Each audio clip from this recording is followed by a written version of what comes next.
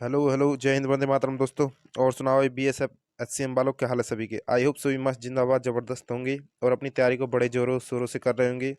तो भाई, एक नोटिस है जो आपके लिए बड़ा इंपॉर्टेंट है, मुझे बताना बहुत जरूरी था। हालांकि वीडियो मैंने बना दी थी, लेकिन आज बनाना जरूरी था क्योंकि नोटिस अभी मेरे हाथ मिला है। जैसे ही मेरे पास जैसे ही नोटिस आया तो मैंने वीडियो आपके लिए बनाना जरूरी समझा था। तो भाई, ये बीएसएफ एचसीएम वाले बहुत एग्जाम डेट के लिए कर रहे थे। तो यहाँ पर आपके देखिए, बीएसएफ एचसीएम मतलब हेडक्वार्टर से एक्टिव मोड में आ चुकी है भाई। सबसे पहले ये नोटिस देखिए, ये है 27/12/2025, यानी 2 दिन पहले।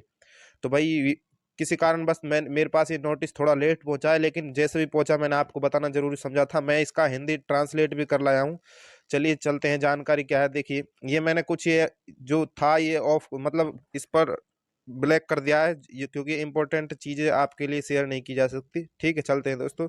सीएपीएफ में सहायक सब इंस्पेक्टर या स्टेनोग्राफर या कॉम्बेटेंट स्टेनोग्राफर और एचसी मंत्रालय कॉम्बेटेंट मिनिस्टर के पद तथा असम राइफल में वारंट ऑफिसर यानी पर्सनल असिस्टेंट और हवलदार क्लर्क के पद के लिए एलडीसी एलडीसी के माध्यम से किया है। भर्ती परीक्षा 2024 के संबंध में डीआई भर्ती ने अपने अपने सिंगल संख्या 23/12/2025 के माध्यम से सूचित किया है कि चयन दूसरा मतलब आपका जो रिटर्न एग्जाम है, परीक्षा जो होगा आपका सीवीटी बेस में, उसके लिए बताया गया है। क्योंकि भाई, इसमें कहा गया है दूसरा चरण अर्थात लिखित परीक्षा सीवीटी मोड यानी नोडल फोर्स बीएसएफ द्वारा प्रत्यक्ष प्रवेश उम्मीदवार के साथ शीघ्र ही आयोजित होने की संभावना है। अब आप समझ रहे हो, संभावना है। मैंने ये बात पहले ही बोल दी थी भाई। देखो,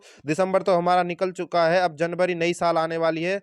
जनवरी में कुछ ना कुछ अपडेट मिलेगी, मैंने आपसे बोला था, लेकिन यहाँ पर जनवरी से पहले ही कुछ अपडेट निकल कर आई है नोडल एजेंसी की तरफ से। बीएसएफ बीएसएफ पूरा एग्जाम कंडक्ट करवाने वाले, क्योंकि ये नोडल एजेंसी बनी थी। ठीक है मेरे भाई। प्रवेश पत्र उम्मीदवारों के शीघ्र ही आयोजित उम्मीदवारों के साथ शीघ्र ही आयोजित होने की संभावना आते हैं। डीआईजी भर्ती ने एलडीसी के लिए पात्र उम्मीदवारों के लिखित प्रारूप में निम्नलिखित जानकारी मांगी है। क्रम संख्या मांगा है और बल संख्या मतलब कि जो आपका होता है ना, और पद का नाम, रोल नंबर, उम्मीदवार का नाम, जन्म तिथि, लिंग, वर्ग, भर्ती केंद्र, स्थान का नाम जहां आपने सीवीटी परीक्षा देने का विकल्प चुना है। ये मतलब उनसे मांगा गया। इकाई मुख्यालय हिंदी ट्रांसलेट किया है मैंने। ठीक है, स्थान का नाम, यदि कोई टिप्पणी हो तदनुसार आपके सरकारी विभाग, इस संस्थानों, इकाई कर्मियों के 2083 जो उम्मीदवार की सूची उन्होंने निर्धारित की थी।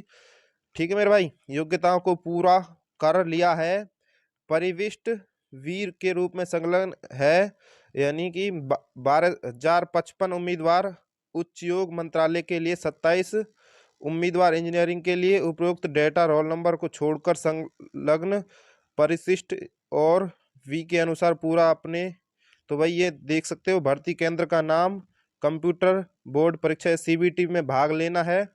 उन्हें अपनी सीबीटी परीक्षा के आगे के निर्धारण के लिए परिशिष्ट ए और वी जानकारी भरनी होगी। 2083 कैंडिडेट उम्मीदवारों को प्रवेश पत्र उनके पत्राचार पते पर भेजे जाएंगे, इसलिए कृपया अपने उपरोक्त डेटा और पत्राचार पते को पुनः जांच करें और सुनिश्चित करें कि वे सही हैं। यदि कोई परिवर्तन पाया जाता है तो कृपया दिए गए प्रारूप को सूचित करें।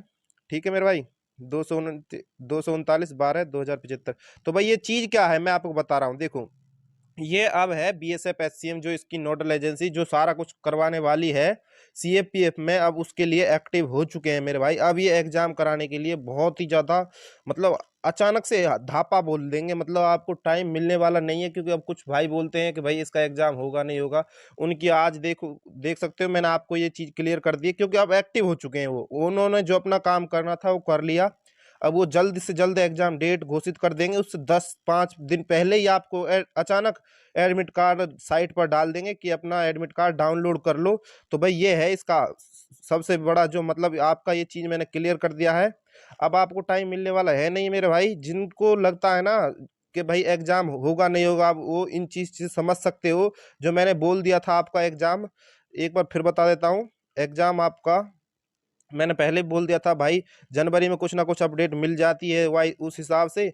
लेकिन अब ये जनवरी के लास्ट या फरवरी में आपका एग्जाम होना संभावित है, ठीक है मेरे भाई। अब आपकी क्या रणनीति है वो आप पर डिपेंड करेगी, बस मेरा तो इतना ही कहना है भाई। एक्टिव मोड में बीएसएफ आ चुकी है, क्योंकि अब टाइम नहीं मिलेगा, क्योंकि काफ़ी डिले दे दिया है इन्होंने। सोच लिया भाई अब, क्योंकि 2,75,000 समथिंग कैंडिडेट जो फिजिकल क्वालिफाई किए थे, अब उनका सीवीटी एग्जाम कराना है। कंपटीशन इसमें अब आप देख सकते हो किस लेवल पर रहने वाला है, क्योंकि मैंने पहले बोल दिया था। क्योंकि भाई कुछ भाई जो अदर वैकेंसियों में भी, जैसे आरपीएफ एसआई हो गई, तो भाई वो एसआई वाले जो ज्वाइन कर चुके हो बीएसएफ एचसीएम में क्यों आएंगे, नीची पोस्ट है इसमें नहीं आएंगे वो। तो भाई इस हिसाब से मतलब जो कहीं ऊंची लेवल पर जो पहुंच चुके हैं वो इसमें नहीं आएंगे। हालांकि जो अदर वैकेंसी में जो सेलेक्ट हो चुके हैं, जहाँ कहीं भी, जैसे राजस्थान पुलिस वगैरह, बिहार, जहाँ कहीं भी जो अदर स्टेट वैकेंसियों में सेलेक्ट हो चुके हैं, वो भी शायद इसको कहीं ना कहीं छोड़ने की कोशिश करेंगे, क्योंकि भाई इतना उनके पास भी टाइम नहीं है। सिर्फ ज्वाइन करने के बाद किसी दूसरे डिपार्टमेंट में सिर्फ एग्जाम देने के लिए कोई भी जा सकता है, ऐसा नहीं है कि ये पूरी तरह से फ्री होगा। तो भाई ये आपके लिए एक जरूरी सूचना थी। अब बीएसएफ सीएपीएफ मतलब अब एक्टिव मोड में आ चुकी है और आपको टाइम बिल्कुल नहीं देगी। जैसे ही दिल्ली पुलिस और ये मतलब जो इम्पोर्टेंट जो ये अब चल रहे हैं जनवरी के महीने में, ये खत्म होते ही सीट खाली हो जाएंगी सीबीटी कंप्यूटर बेसिक टेस्ट के लिए, सीधा ही आपका ये बीएसएफ का यानी सीएपीएफ का एडमिट कार्ड की और एग्जाम डेट की सारा कुछ घोषणा कर दी जाएगी। और आपकी क्या राय है भाई दोस्तों, कमेंट बॉक्स में जरूर बताना। और जय हिंद जरूर लिख दिया करो यार। जय हिंद लिखने में अगर आप इतना संकोच कर रहे हैं तो फिर आप सोच सकते हो किस लेवल के आदमी है। जय हिंद लिखने में कभी भी कंजूसी ना करें दोस्तों, कमेंट बॉक्स में जय हिंद जरूर लिखना। मिलेंगे फिर किसी ऐसी सच्ची जानकारी के साथ, तब तक के लिए बने रहना। जय हिंद, वंदे मातरम।